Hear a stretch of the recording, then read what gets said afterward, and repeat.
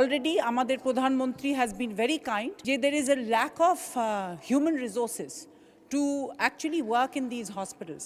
আমি আজকে গতকালকে রাত্রে আমার অতিরিক্ত দায়িত্ব পীরগঞ্জ এবং মিঠাপুকুর থেকে ভ্রমণ করে এসেছি এবং ওখানে 50 শয্যা বিশিষ্ট হাসপাতালগুলা অলরেডি আমাদের প্রধানমন্ত্রী হ্যাজ বিন ভেরি কাইন্ড, উনি অনুমোদন দিয়েছেন যে 101 বিশিষ্ট শয্যা হোক।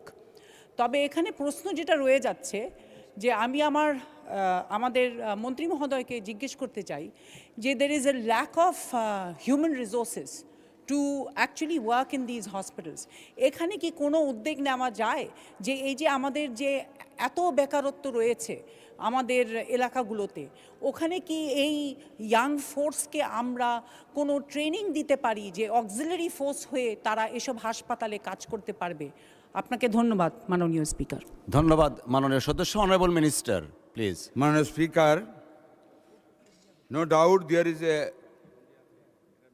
lack of human resources in all of our hospitals. But the Lady Honorable Member of the Parliament, she has advised the use of the younger generation with training to work in the hospitals. But it is out of rule.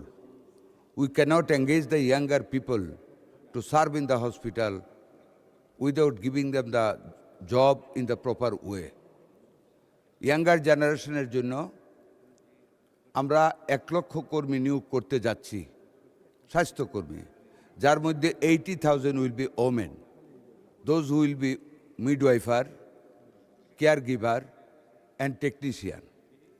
ওই young generation এই সার্কুলারে যারা দরখাস্ত করবে, those who will be eligible to have the job, will give them the job to serve in that hospitals. Other than this system, we can't recruit any younger people to work in the hospital without payment or with payment, which is beyond the rule of the government. Thank you, Honorable Speaker.